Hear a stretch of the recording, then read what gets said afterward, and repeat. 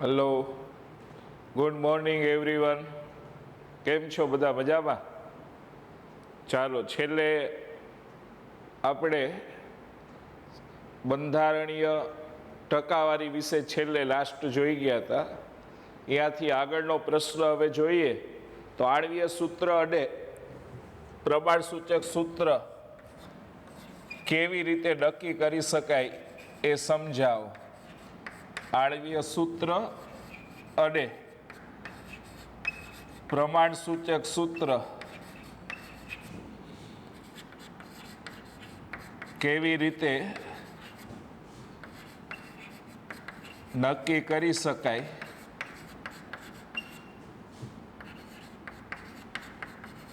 તે સમજાવો.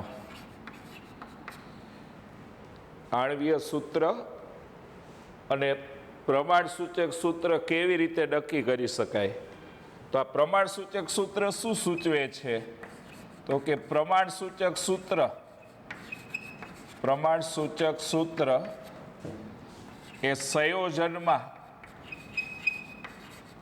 રહેલા જુદા જુદા પરમાણુની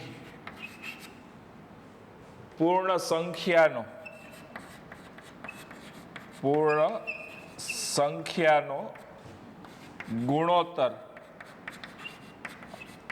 દર્શાવે છે. પ્રમાણસૂચક સૂત્ર સંયોજનમાં રહેલા જુદા જુદા પરમાણુની પૂર્ણ સંખ્યાનો ગુણોત્તર બતાવે છે. દાખલા તરીકે આ ગ્લુકોઝ હોય, આમ C6H12O6, તો આ સંયોજન થયું. એમાં રહેલા જુદા જુદા પરમાણુ, આમાં જુદા જુદા પરમાણુ કાર્બન, હાઇડ્રોજન અને ઓક્સિજન છે. એની પૂર્ણ સંખ્યા, આની પૂર્ણ સંખ્યા કઈ છે? 6, 12, 6. એનો ગુણોત્તર, આનો ગુણોત્તર લ્યો તો બધાને 6 વડે ભાગી શકાય. તો 1/2/1 થાય. તો કાર્બનની સંખ્યા 1, હાઇડ્રોજનની સંખ્યા 2, ઓક્સિજનની સંખ્યા 1. તો આ જે રહ્યું ને એ આનું ગ્લુકોઝનું પ્રમાણસૂચક સૂત્ર થઈ ગયું કહેવાય. એમાં જુદા જુદા પરમાણુની જે પૂર્ણ સંખ્યા છે, આનો તમે ગુણોત્તર જે લ્યો એનું પ્રમાણસૂચક સૂત્ર કહેવામાં આવે. દાખલા તરીકે આવું સૂત્ર હોય કે Na6P6O18, તો આની પૂર્ણ સંખ્યાનો ગુણોત્તર લ્યો આમ કે 6:6:18 છે. તો બધાને 6 વડે ભાગી શકાય. તો 1:1:3 થઈ જાય. તો એની સંખ્યા 1, ફોસ્ફરસની 1 અને ઓક્સિજનની 3. તો આ છે આનું, આ શું થઈ ગયું કહેવાય? પ્રમાણસૂચક સૂત્ર કહેવાય. ઉપરનું રહ્યું એ અણુ સૂત્ર છે, આ પ્રમાણસૂચક સૂત્ર છે. ઉપર રહ્યું એ આણ્વીય સૂત્ર કહેવાય. એટલે ટૂંકમાં પ્રમાણસૂચક સૂત્ર શું બતાવે? સંયોજનમાં રહેલા જુદા જુદા પરમાણુની પૂર્ણ સંખ્યાનો ગુણોત્તર બતાવે છે. જ્યારે આણ્વીય સૂત્ર શું બતાવે છે? તો કે આણ્વીય સૂત્ર એ સંયોજનના અણુમાં રહેલા જુદા જુદા પ્રકારના પરમાણુની ચોક્કસ સંખ્યા બતાવે છે. તે ઉપર આ જે લખ્યું ને એ આણ્વીય સૂત્ર થઈ ગયું કહેવાય. તો એ સંયોજનના અણુ, એટલે આ સંયોજનનો અણુ કહેવાય. એમાં જુદા જુદા પ્રકારના પરમાણુ, આમાં 3 પ્રકારના પરમાણુ, કાર્બન, હાઇડ્રોજન અને ઓક્સિજન છે. તો એના પરમાણુની ચોક્કસ સંખ્યા બતાવે કે કાર્બનની સંખ્યા 6 છે, હાઇડ્રોજનની સંખ્યા 12 છે, ઓક્સિજનની સંખ્યા 6 છે. તો આ આણ્વીય સૂત્ર થયું કહેવાય. પણ પ્રમાણસૂચક સૂત્ર શું બતાવે છે? એનો પૂર્ણાંક ગુણોત્તર બતાવે છે. ઉપરની જે સંખ્યા હોય ને આણ્વીય સૂત્રમાં એનો ગુણોત્તર લેવાથી જે મળે એ આપણને પ્રમાણ સૂચક સૂત્ર કહેવાય. અત્યારે આ છે એ આણ્વીય સૂત્ર કહેવાય. આણ્વીય સૂત્ર શું બતાવે છે કે સંયોજનના અણુમાં જે જુદા જુદા પ્રકારના પરમાણુ છે એની ચોક્કસ સંખ્યા બતાવે છે કે સોડિયમની સંખ્યા 6 છે, ફોસ્ફરસની સંખ્યા 6 છે, ઓક્સિજનની સંખ્યા 18 છે. પણ આ સંખ્યાનો આપણે પૂર્ણ ગુણોત્તર લઈએ તો જે મળે એનું પ્રમાણ સૂચક સૂત્ર થઈ ગયું કહેવાય. બીજું કે આપણે સંયોજનમાં રહેલા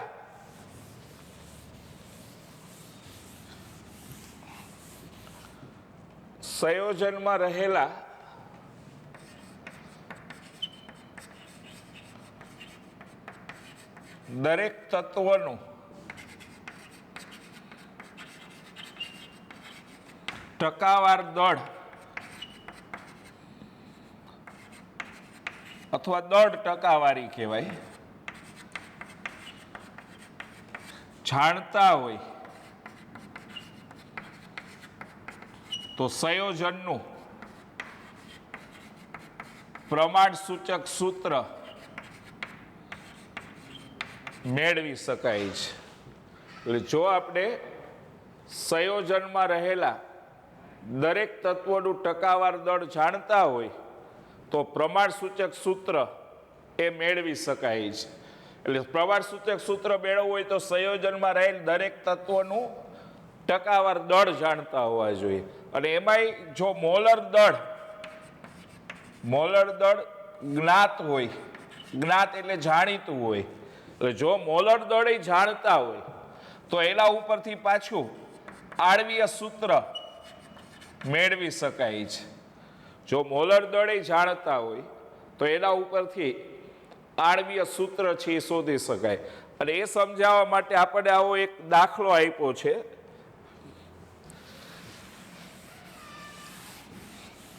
જેમ કે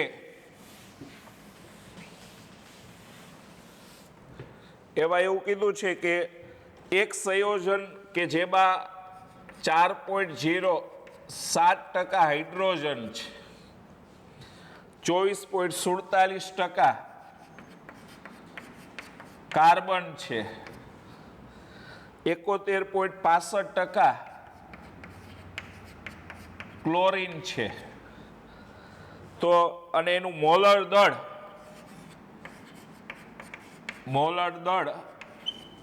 એ 98.96 ગ્રામ અથવા ઘણીવાર ગ્રામ પ્રતિ મોલ, આમ તો સાચું લખાય પણ ઘણીવાર ટેક્સ્ટમાં ગ્રામ શબ્દ વાપરો.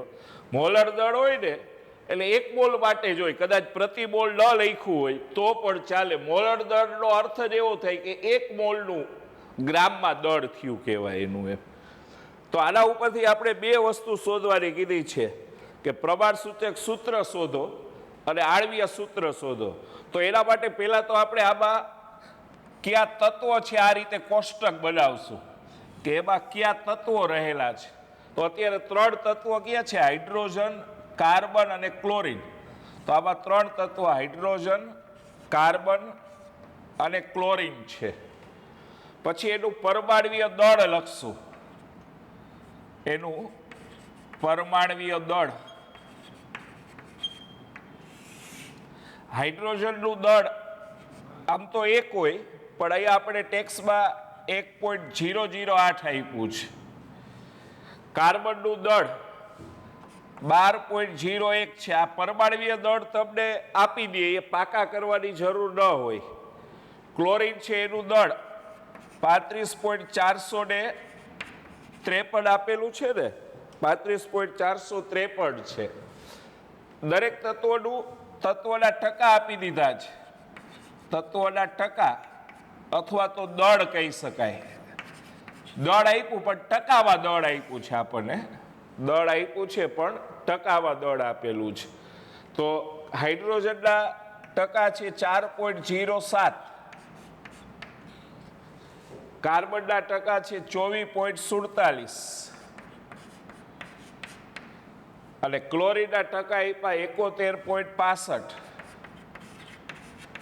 એ બળી જાય પછી એના આપણે મોલ શોધી લેશું. મોલ શોધવા હોય તો દળના છેદમાં મોલર દળ, અથવા તો અહીંયા પરમાણવીય દળ હોય તો પરમાણવીય દળ લખી શકાય કે પરમાણવીય દળ.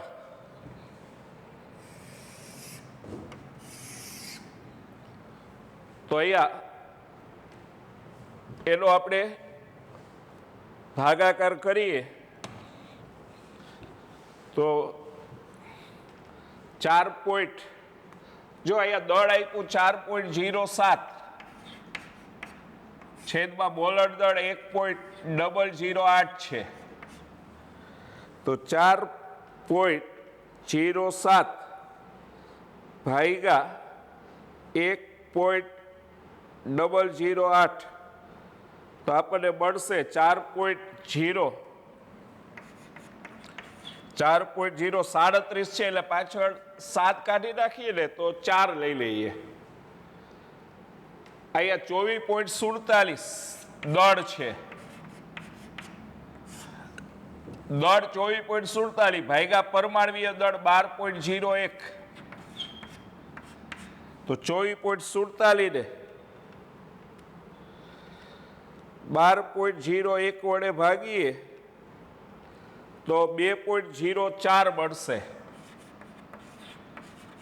પાછળ 7 છે, 7 કાઢી નાખીએ તો આગળ 1 ઉમેરી દેવાનો. એટલે છેલ્લો આંકડો જ્યારે અવગણો ને અને પાછળના આંકડા અવગણો ત્યારે જોવાનું કે 5 થી મોટો હોય તો આગળ ઉમેરી દેવાનું, 5 થી નાનો હોય તો ઉમેરવાની જરૂર નહીં, અને 5 હોય તો જોવાનું કે આગળ એકી સંખ્યા હોય તો ઉમેરવાનું, બેકી હોય તો નહીં ઉમેરવાનું. અને 71.65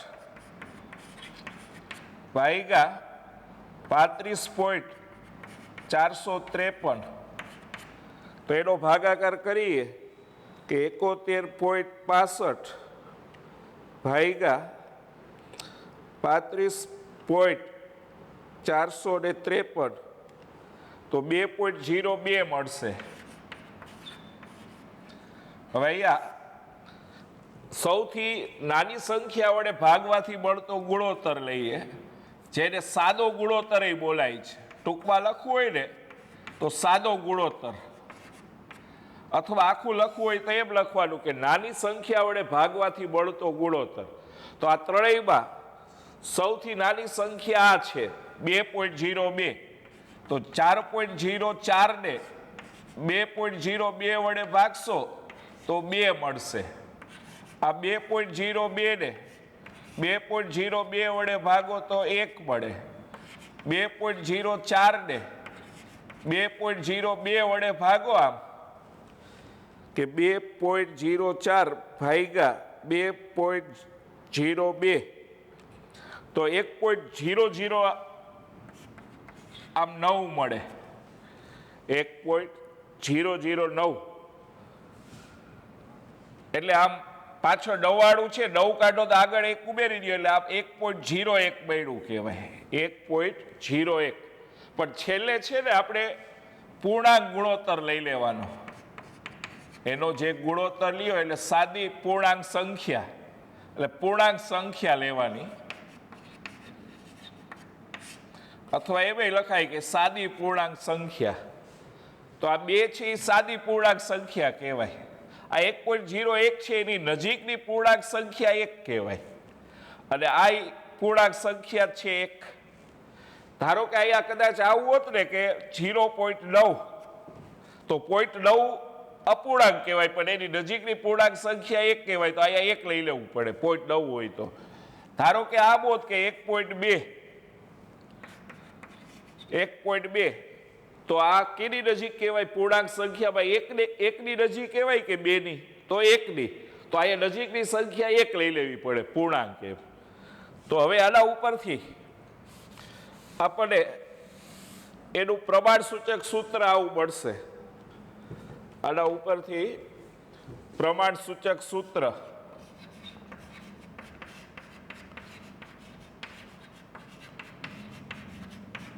શું મળે? તો કે અહીંયા હાઇડ્રોજનની સંખ્યા 2 મળી, એટલે H2 હાઇડ્રોજનની સંખ્યા 2, કાર્બનની સંખ્યા 1 છે. એટલે કાર્બનની સંખ્યા 1 CH2 અને ક્લોરીનની સંખ્યા 1 છે, તો આપણે પ્રમાણ સૂચક સૂત્ર શું મળ્યું કહેવાય? CH2Cl. કાર્બનની સંખ્યા 1, હાઇડ્રોજનની સંખ્યા 2 અને ક્લોરીનની સંખ્યા 1 છે, તો પ્રમાણ સૂચક સૂત્ર CH2Cl મળે. આ પ્રમાણ સૂચક સૂત્રનું તમે દળ શોધો ને એને સૂત્ર દળ કહેવાય. તો આનું સૂત્ર દળ આખું લખવું હોય તો એવું લખતા હોય કે પ્રમાણ સૂચક સૂત્રનું સૂત્ર દળ અથવા પ્રમાણ સૂચક સૂત્ર દળ. એમ એટલે ટૂંકમાં લખો તોય હાલે કે સૂત્ર દળ. સૂત્ર દળ શોધવું હોય તો કાર્બનનું પરમાણુય દળ 12.01 છે, 2 કૌંસમાં હાઇડ્રોજનનું 0.08 છે. અહીંયા પરમાણુય દળ આપી દીધું હોય, કાર્બનનું 12.01, આનું 1.008 અને ક્લોરીનનું 35.453 છે. એટલે આ બધાનું સાદું રૂપ આપો તમે તો 12.01 વધતા 2.016 વધતા 35.453 તો 49.48 આપણને મળશે. 49.48 એટલે 47.9 મળે છે, પણ પાછળનો આંકડો 5 થી મોટો હોય તો આગળ એક ઉમેરી દેવાનું રહે. તો આટલા ગ્રામ એનું સૂત્ર દળ મળ્યું કહેવાય. સૂત્ર દળ મળી જાય પછી એના ઉપરથી ગુણકની સંખ્યા શોધવાની કે ગુણક n. ગુણક શોધવા માટેનું સૂત્ર આવી રીતે લેવાય છે કે ઉપર મોલર દળ લેવાય, છેદમાં સૂત્ર દળ લેવામાં આવે. ઉપર મોલર દળ, છેદમાં સૂત્ર દળ. પ્રમાણ સૂચક સૂત્રનું જે દળ હોય ને એને સૂત્ર દળ બોલાય છે. તો મોલર દળ આપણને રકમમાં આપી દીધું હોય કે 98.96 છે, 98.96 ભાગ્યા સૂત્ર દળ મળ્યું 49.48, તો 49.48 અને ભાગાકાર કરશો એટલે 2 આવશે કે 49 દુ 98 થાય ને 48 ના ડબલ 96 એટલે 2 વડે ભાગી શકાય. એના ઉપરથી હવે આણ્વીય સૂત્ર મળી જાય કે આણ્વીય સૂત્ર બરાબર n ગુણ્યા પ્રમાણ સૂચક સૂત્ર.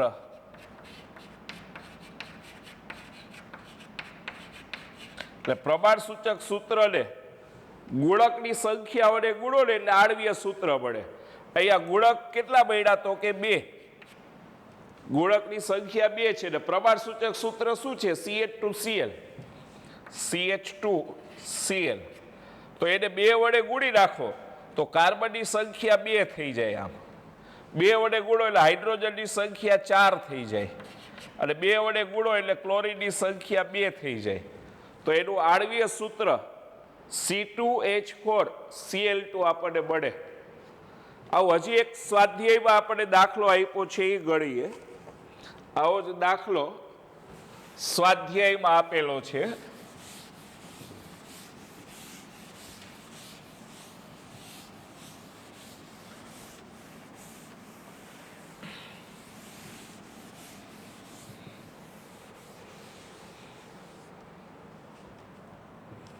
તો આવો સ્વાધ્યાયમાં આપેલો દાખલો જોઈએ આપણે કે સ્વાધ્યાયનો 1.3 સ્વાધ્યાયનો એટલે પાછળ ટેક્સ્ટ બુક છે ને એમાં પાછળ 1.3 દાખલો આપ્યો છે. એમાં રકમ આવી આપી છે કે આયર્ન ઓક્સાઇડ જેમાં દળથી 69.9% આયર્ન એટલે કે Fe અને 30.1% ડાયઓક્સિજન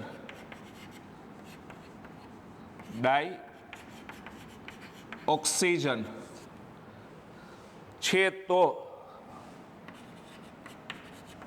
ઓક્સાઇડનું પ્રમાણ સૂચક સૂત્ર નક્કી કરો. ઓક્સાઇડનું પ્રમાણ સૂચક સૂત્ર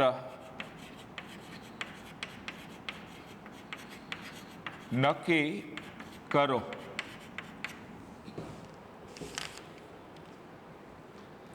તો અહીંયા આપણે તત્વો લઈએ તો કયા બે તત્વો આપેલા છે? તો કે એક એફી અને એક ઓક્સિજન તત્વ, એક આયન છે અને ડાયઓક્સિજન એટલે કે એક ઓક્સિજન છે. એનું પરમાણવીય દળ લ્યો. આ પરમાણવીય દળ પરીક્ષામાં આપી દઈએ. એફીનું 56 હોય છે અને ઓક્સિજનનું 16 હોય પરમાણવીય દળ.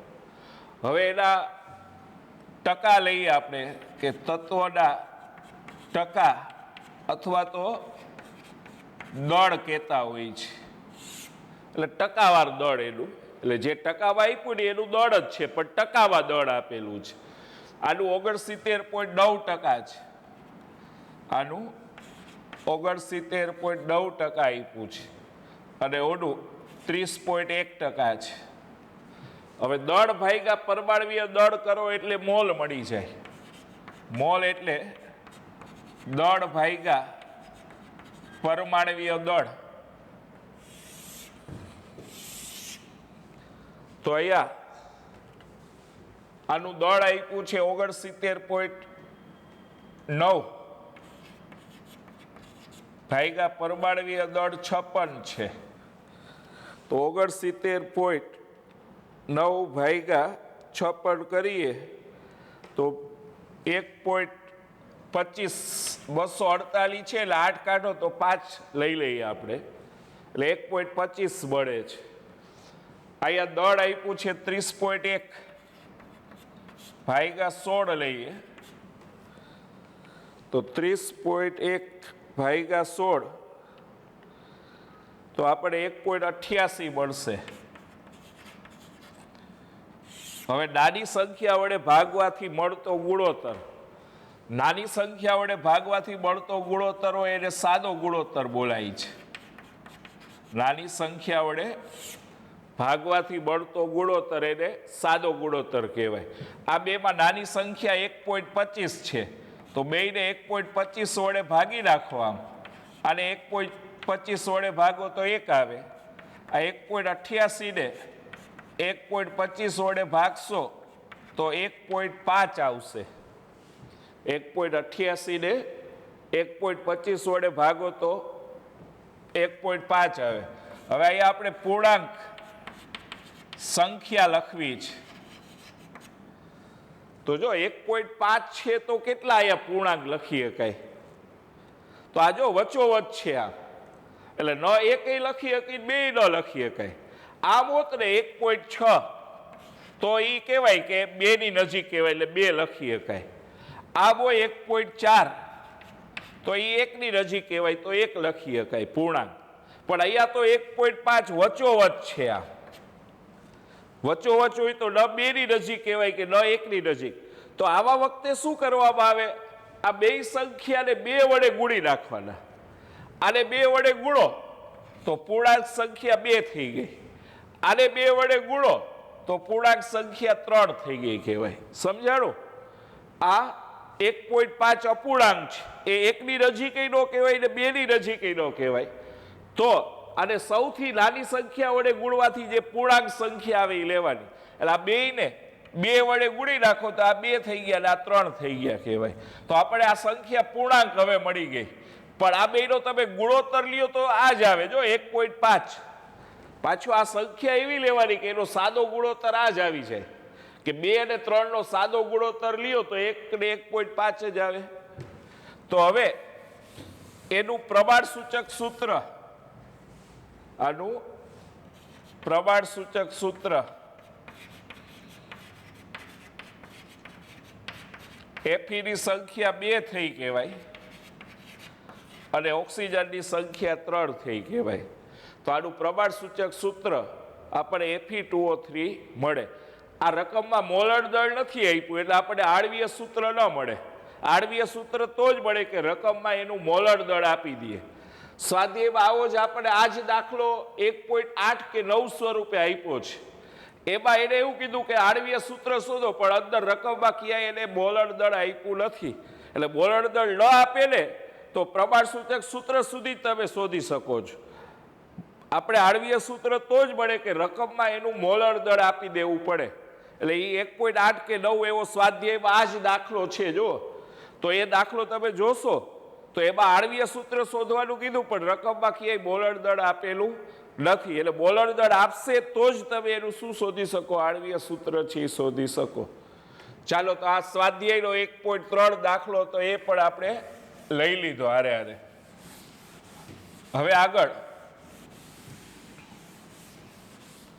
એના પછીનો પ્રશ્ન છે કે તત્વયોગમિતિ અને તત્વયોગમિતિય ગણતરી વિશે સમજૂતી આપો. તત્વયોગમિતિ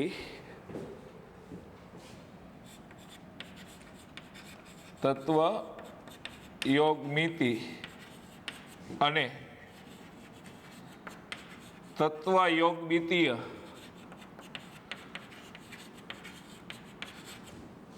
ગણતરી વિશે સમજૂતી આપો.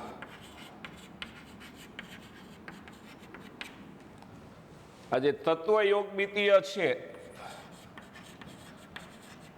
તત્વયોગમિતિ માટે અંગ્રેજી શબ્દ સ્ટોઇકિયોમેટ્રી શબ્દ વપરાય છે. તત્વયોગમિતિ માટે અંગ્રેજી શબ્દ સ્ટોકિયોમેટ્રી વપરાતું હોય, પણ આ સ્ટોકિયોમેટ્રી છે ને આવા બે શબ્દનો બનેલો છે. એક અહીંયાથી સ્ટોકિયોન, એક શબ્દ સ્ટોકિયોન, અને સ્ટોકિયોનનો અર્થ એ ગ્રીક ભાષામાં તત્વ એવો અર્થ થાય છે. અને બીજું મેટ્રી ઉપરથી મેટ્રોન, મેટ્રોન એટલે માપન, એટલે તત્વનું માપન, એના ઉપરથી આ તત્વયોગમિતિ શબ્દ આવેલો છે. તત્વનું માપન એટલે તત્વયોગમિતિને અંગ્રેજીમાં સ્ટોકિયોમેટ્રી કહેવાય છે. અને સ્ટોકિયોમેટ્રી આવા બે શબ્દનો બનેલો છે, એક સ્ટોકિયોન અને એક મેટ્રોન. સ્ટોકિયોન એટલે તત્વ થાય અને મેટ્રોન એટલે માપન થાય. એટલે તત્વનું માપન એવો અર્થ આ તત્વયોગમિતિનો થયો. એટલે આમ તત્વયોગમિતિ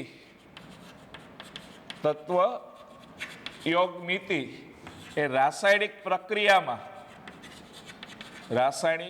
પ્રક્રિયામાં સમાવિષ્ટ પ્રક્રિયકો અને જે નિપજો છે એ નિપજોના દળની અથવા તો કદની ગણતરી સમજાવે છે.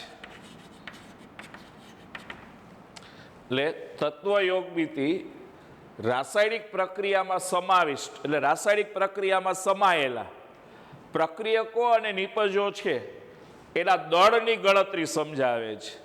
દાખલા તરીકે એ સમજવા માટે આપણે આવા મિથેનની એક દહન પ્રક્રિયા લઈએ કે મિથેનનું હવાની હાજરીમાં દહન થાય તો એમાંથી કાર્બન ડાયોક્સાઇડ બને અને પાણી બનતું હોય છે.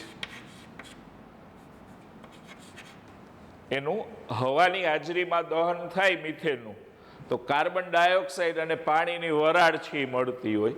પણ એને બેલેન્સ કરવું હોય ને તો અહીંયા 4 હાઇડ્રોજન છે અને અહીંયા 2 છે, તો એને આગળ 2 વડે ગુણવામાં આવે. તો ઓક્સિજનની સંખ્યા લ્યો તો આ બાજુ 2 અને 2 4 છે, આ બાજુ 2 જ છે, તો આને 2 વડે ગુણવામાં આવે. એટલે પેલા આવું સંતુલિત સમીકરણ લખવામાં આવે. અને મિથેનના દહનની પ્રક્રિયા થઈ કહેવાય. અને કોઈ પણ મોટા ભાગે કાર્બનિક સંયોજનોનું દહન કરો ને તો CO2 ને H2O જ મળતું હોય. તમે બેન્ઝીનનું દહન કરો કે મિથેનોલનું કરો કે ઇથેનોલનું કરો કે પ્રોપેનોલનું કરો તો એ બધાનું દહન કરવાથી મોટા ભાગે નિપજ શું મળે? કાર્બન ડાયોક્સાઇડ અને પાણી મળતી હોય છે. હવે અહીંયા આપણે આના મોલ વિશે કેવું હોય તો આ પ્રક્રિયામાં સમાયેલા પ્રક્રિયકો કહેવાય ને આ નિપજો કહેવાય. અને એની આગળ જે બતાવીએ ને આગળ કાંઈ ન હોય તો એક કહેવાય. આને તત્વયોગમિતિય ગુણાંક કહેવાય છે. આગળ જે લખીએ એને તત્વ યોગમિતીય ગુણાંક, જે પ્રક્રિયાની તત્વ યોગમિતિ સૂચવે છે. તો આ તત્વ યોગમિતિ મુજબ મિથેનના 1 મોલ કહેવાય, એ ઓક્સિજનના 2 મોલ સાથે જોડાય અને CO2 ના 1 મોલ આપે અને પાણીના 2 મોલ આપે એમ કહેવાય. એટલે મિથેનના 1 મોલ ઓક્સિજનના 2 મોલ સાથે જોડાય, કાર્બન ડાયોક્સાઇડના 1 મોલ ને પાણીના 2 મોલ આપે. એના બદલે આપણે અણુ વિશે કેવું હોય તો એમ કહેવાય કે અહીંયા મિથેનનો 1 અણુ ઓક્સિજનના 2 અણુ સાથે જોડાય, કાર્બન ડાયોક્સાઇડનો 1 અણુ અને પાણીના 2 અણુ આપે એમ કહેવાય. અહીંયા મિથેનનો 1 અણુ ઓક્સિજનના 2 અણુ હારે જોડાય અને કાર્બન ડાયોક્સાઇડનો 1 અણુ ને પાણીનો 1 અણુ આપે. એનું આપણે એસટીપીએ કદ લેવું હોય, એસટીપીએ કદ. તો એના માટે એક પેલા આપણે હજી આવ્યું નથી એટલે આ એક યાદ રાખશું, એ આપણે ચેપ્ટર 2 માં એની વિગતે ચર્ચા આવશે કે 1 મોલ, આ એક વાક્ય ખાસ યાદ રાખશું, એવું લાગે તો નોંધ કરી લેવાની કે 1 મોલ આદર્શ વાયુનું એસટીપીએ કદ એ 22.7 લીટર હોય. અહીંયા આદર્શ વાયુ શબ્દ વાપરે ને તો એનું એસટીપીએ કદ 22.7 લીટર હોય. પણ એના બદલે એમ કહે કે 1 મોલ વાસ્તવિક વાયુનું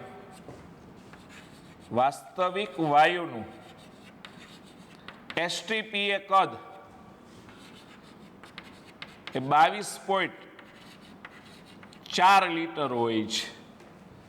આગળના પાઠમાં કઈ રીતે મળે એની ચર્ચા આવશે, પણ અત્યારે આપણે આવું યાદ રાખી લેશું કે 1 મોલ આદર્શ વાયુનું એસટીપીએ કદ 22.7 લીટર હોય અને 1 મોલ વાસ્તવિક વાયુનું એસટીપીએ કદ 22.4 લીટર હોય. આદર્શ વાયુ શબ્દ વાપરે ને તો 22.7 લીટર હોય, વાસ્તવિક વાયુ શબ્દ વાપરે ને તો 22.4 લીટર હોય છે.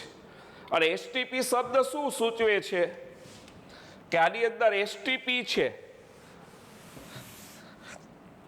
એસટીપી નો અર્થ સ્ટાન્ડર્ડ ટેમ્પરેચર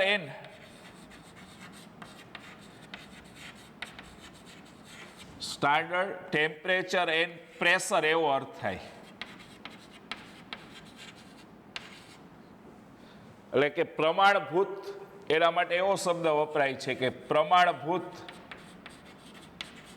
તાપમાન અને દબાણ. એટલે પ્રમાણભૂત તાપમાન કેટલું લેવામાં આવે તો કે તાપમાન છે ને 0 ડિગ્રી સેલ્સિયસ અથવા 273 કેલ્વિન તાપમાન, એને પ્રમાણભૂત તાપમાન એસટીપી તાપમાન કહેવાય છે. એટલે એસટીપી શબ્દ આવે ને તો એસટીપીમાં 2 વસ્તુ હોય, ટી એટલે ટેમ્પરેચર અને પી એટલે પ્રેશર. તાપમાન કેટલું હોય તો કે એસટીપી શબ્દ આવે ત્યારે હંમેશા તાપમાન 0 ડિગ્રી સેલ્સિયસ અથવા 273 કેલ્વિન હોય, અને એસટીપી શબ્દ આવે ત્યારે દબાણ 1 બાર હોય અથવા 760 મીમી હોય. એસટીપી શબ્દ આવે ત્યારે દબાણ 1 બાર અથવા 760 મીમી હોય, એ દબાણનો એકમ છે, બાર છે, એટલે 1 બાર અથવા 760 મીમી હોય છે. એટલે આ એસટીપી સ્થિતિનો અર્થ હવે આપણને સમજાઈ ગયો કે 1 મોલ આદર્શ વાયુનું 273 કેલ્વિન તાપમાને અને 1 બાર દબાણે કદ 22.7 લીટર હોય. એસટીપી નો અર્થ એવો થાય કે આટલું તાપમાન ને આટલું દબાણ હોય, એને એસટીપી કહેવામાં આવે છે. તો અહીંયા આગળ આપણે કેટલા મોલ વાયુ છે? 1 મોલ વાયુ છે. તો 1 મોલ વાયુનું એસટીપી કદ 22.7 લીટર હોય. પણ આદર્શ વાયુ હોય તો કાઉસમાં એવું લખવું હોય તો લખી શકાય કે આદર્શ વાયુ માટે લાગુ પડે. જો વાસ્તવિક વાયુ કહે ને તો 22.4 લીટર હોય, આદર્શ વાયુ માટે 22.7. પણ હકીકતમાં આપણે આગળ એવી ચર્ચા આવશે કે હકીકતમાં એવો એક પણ વાયુ નથી કે આદર્શ હોય, એટલે બધા જ વાયુઓ વાસ્તવિક છે. અને બધા જ વાયુઓ વાસ્તવિક છે એટલે ખરેખર આપણે આનો ઉપયોગ વધારે આવશે 22.4 લીટરનો. એટલે આગળ દાખલાઓમાં ગણતરી કરશું ને ત્યારે આ કદનો ઉપયોગ છે એ વધારે આવશે. અત્યારે આદર્શ વાયુ માટે લીધેલું છે એટલે 22.7. હવે અહીંયા કેટલા બોલ વાયુ છે? 2. તો એક બોલનું કદ 22.7 હોય તો 2 બોલનું 2 ગુણ્યા 22.7 એટલે કે 45.4 લીટર કદ થઈ જશે. અહીંયા એક બોલ વાયુ છે તો એક બોલ વાયુનું કદ 22.7 લીટર હોય. અહીંયા 2 બોલ વાયુ છે તો 2 ગુણ્યા 22.7 તો 45.4 લીટર થશે. એવી જ રીતે હવે એનું દળ નક્કી કરી શકાય છે. અહીંયા એક મોલ છે, એક મોલનું દળ નક્કી કરવું હોય ને તો કાર્બનનું પરમાણુય દળ 12 હોય. 12.01 હોય પણ નજીકનું 12 સ્વીકારી લઈએ છે. અને 4 હાઇડ્રોજન, એક હાઇડ્રોજનનું પરમાણુય દળ 1 હોય તો 4 હાઇડ્રોજનનું 4 હોય તો 12 ને 4 16 ગ્રામ થાય. એટલે એક મોલ મિથેન હોય ને આગળ કાંઈ હોય તો એક મોલ મિથેનનું દળ 16 ગ્રામ, પછી કદાચ 2 મોલ હોત તો 32 ગ્રામ થાય.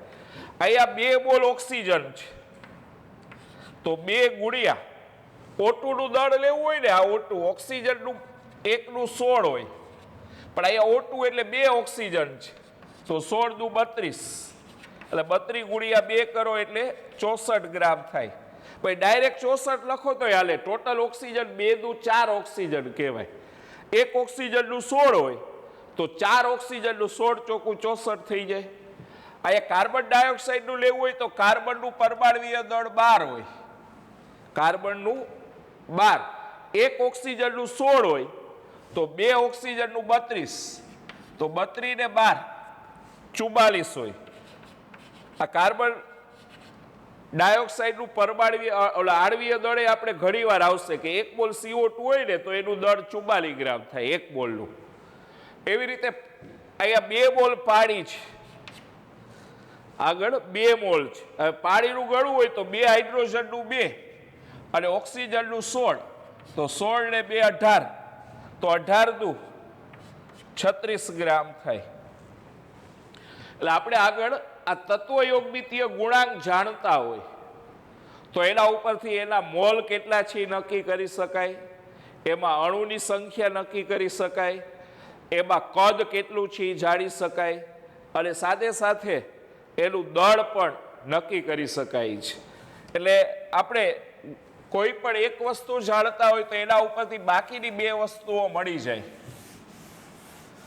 કે ધારો કે તમે એના મોલ જાણતા હોય અથવા તો દળ જાણતા હોય તો દળ ઉપરથી આપણને એનું મોલ મળી જાય. મોલનું સૂત્ર આવું હોય, એવું લાગે તો અહીંયા લખી નાખવાનું. મોલનું સૂત્ર દળના છેદમાં મોલર દળ. મોલનું સૂત્ર શું હોય? દળના છેદમાં મોલર દળ. સંજ્ઞામાં આપણે એમ લખતા હોય, મોલર દળને કેપિટલ એમ અને મોલને સ્મોલ એન લખતા હોય છે. એટલે મોલનું સૂત્ર દળના છેદમાં મોલર દળ. એટલે દળ જાણતા હોય તો એ દળને તમે મોલર દળ વડે ભાગી નાખો તો આપણને મોલ મળી જાય. અને મોલ જાણતા હોય તો મોલને તમે એવોગેડ્રો આંક વડે ગુણી નાખો તો એના ઉપરથી અણુની સંખ્યા મળી જાય. બાજુમાં એવું લાગે તો આ 2 સૂત્ર લખી નાખજો એ પ્રશ્નમાં કે મોલને એવોગેડ્રો આંક વડે ગુણો તો અણુની સંખ્યા મળી જાય. એટલે મોલ ઉપરથી આપણે અણુની સંખ્યા શોધી શકાય. અથવા અણુ જાણતા હોય તો અણુની સંખ્યાને એને આ બાજુ લઈ આવો તો અણુની સંખ્યાને એવોગેડ્રો આંક વડે ભાગો તો અણુ ઉપરથી મોલ મળી જાય. અણુની સંખ્યાને એને આ બાજુ લઈ આવો તો અણુની સંખ્યાને એવોગેડ્રો આંક વડે ભાગો તો મોલ મળી જાય. અને મોલ જાણતા હોય તો આ મોલર દળ આ બાજુ લઈ આવો તો મોલને મોલર દળ વડે ગુણો તો દળ મળી જાય. મોલને મોલર દળ વડે ગુણો તો દળ મળી જાય. આ સિવાય આપણે ઘનતાઈ શોધી શકાય છે. જો આપણે દળ અને કદ જાણતા હોય તો દળ અને કદ વડે ભાગવાથી આ દરેક અણુની ઘનતાઈ મળી જાય કે દળ અને કદ વડે ભાગો તો એના ઉપરથી એની ઘનતા મળી જાય. એટલે આમ જો આપણે પ્રક્રિયાની તત્વયોગમિતિ જાણતા હોય તો એના ઉપરથી અણુની સંખ્યા, મોલની સંખ્યા, એનું દળ જાણી શકાય, એનું કદ જાણી શકાય અને એની ઘનતા છે એ નક્કી કરી શકાય છે. અને એ દર્શાવતો આપણને એક આવો નાનો દાખલો આપ્યો છે કે જેમાં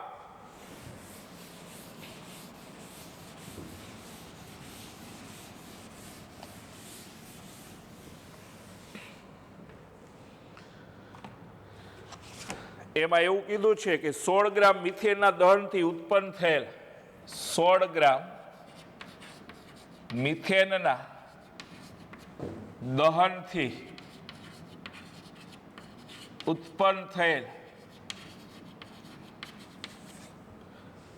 પાણીનો જથ્થો ગણો. પાણીનો જથ્થો ગણો. એ પ્રશ્ન સ્વરૂપે જ આપણે આપ્યો છે, 20મો પ્રશ્ન.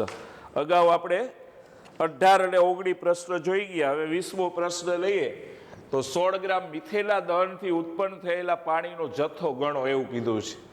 તો મિથેનનું પહેલા તો દહન પ્રક્રિયા આવડવી જોઈએ. હમણાં જ આપણે મિથેનની દહન પ્રક્રિયા જોઈ ગયા. મિથેનનું હવાની હાજરીમાં દહન કરો તો એમાંથી કાર્બન ડાયોક્સાઇડ અને પાણી બને છે, એટલે કે પાણીની વરાળ મળે. પણ એને બેલેન્સ કરવું હોય તો આપણે અહીંયા 4 હાઇડ્રોજન છે ને આ બાજુ 2 છે, તો આને 2 વડે ગુણવા પડે. ઓક્સિજન ગણો તો આ બાજુ 2 અને 2 4 છે, આ બાજુ 2 છે, તો આને 2 વડે ગુણવા પડે. એટલે પહેલાં તો પ્રક્રિયા આમ બેલેન્સ કરીને લખવી પડે. હવે જો મિથેન 16 ગ્રામ છે, અત્યારે આપણે આ 1 મોલ મિથેન કહેવાય. આગળ કાંઈ ન હોય ને તો 1 મોલ મિથેન કહેવાય. 1 મોલ મિથેન લઈએ ત્યારે પાણી કેટલું મળે? 2 મોલ મળે. પણ 1 મોલ મિથેનનું તમારે દળ લેવું હોય ને તો કેટલું થાય કે કાર્બનનું દળ 12 હોય અને 4 હાઇડ્રોજનનું 4, એટલે 12 ને 4 16 ગ્રામ થઈ ગયું કહેવાય. તો પાણી 2 મોલ મળે. 2 મોલનું દળ લેવું હોય તો 2 ગુણ્યા પાણીનું દળ, હાઇડ્રોજનનું 2, હાઇડ્રોજનનું 2 અને ઓક્સિજનનું 16, 16 ને 2 18, તો 36 ગ્રામ મળે. એવા આપણે થોડુંક નીચે મોલ પ્રમાણે ગણતરી, પણ તમે ડાયરેક્ટ ગણી નાખશો ને આ રીતે તોય હાલશે. એટલે આપણે છેલ્લે આમ લખી નાખવાનું કે આમ 16 ગ્રામ મિથેનના દહનથી 36 ગ્રામ H2O મળે અથવા પાણીનો જથ્થો મળે. એટલે 16 ગ્રામ મિથેનનું દહન કરો તો 36 ગ્રામ પાણીનો જથ્થો છે એ મળે. હજી એક એવો નાનો દાખલો આપ્યો છે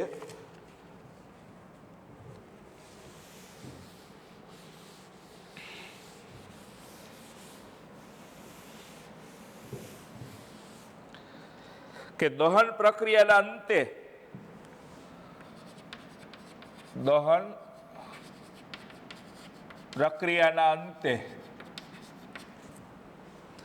22 ગ્રામ કાર્બન ડાયોક્સાઇડ ઉત્પન્ન કરવા માટે કેટલા મોલ મિથેનની જરૂર પડે? કેટલા મોલ મિથેનની જરૂર પડે? તો અહીંયા મિથેનના મોલ પૂછ્યા એટલે આગળ કાંઈ ન હોય ને તો આ 1 મોલ મિથેન કહેવાય.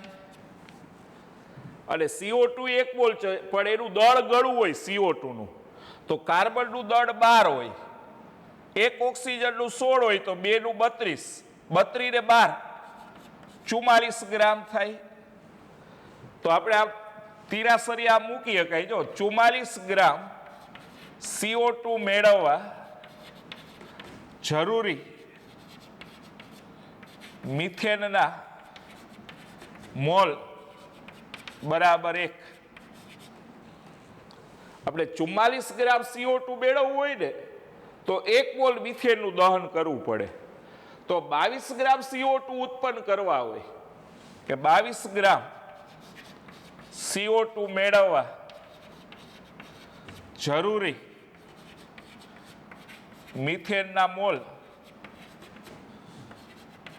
બરાબર આ 1 ગુણ્યા 22 આવશે ભાગ્યા 44 તો 1/2 થઈ જાય 1/2 એટલે 0.5 મોલ મળે 1/2 એટલે 0.5 મોલ થશે એટલે આવું એક તમને છેલ્લે સ્વાધ્યાયમાં એક ઓલા પ્રેક્ટિસ માટે એક પ્રમાણસૂચક સૂત્ર ઉપરથી આણ્વીય સૂત્ર શોધવાનો દાખલો પ્રેક્ટિસ માટે આપીએ તો એની રકમ આવી છે કે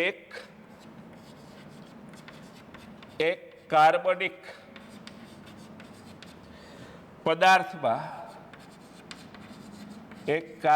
પદાર્થમાં કાર્બન હાઇડ્રોજન નાઇટ્રોજન અને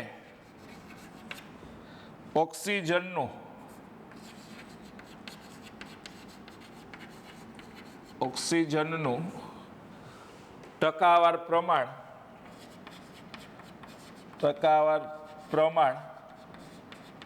અનુક્રમે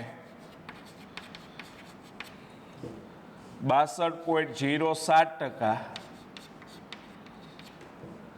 10.34%, 14% અને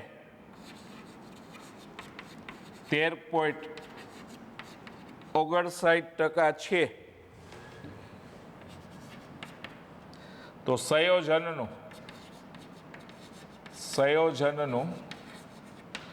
પ્રમાણસૂચક સૂત્ર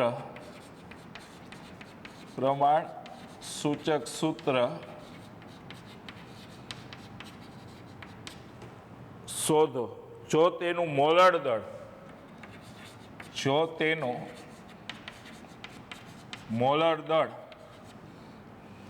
114 ગ્રામ પ્રતિ મોલ હોય તો આણ્વીય સૂત્ર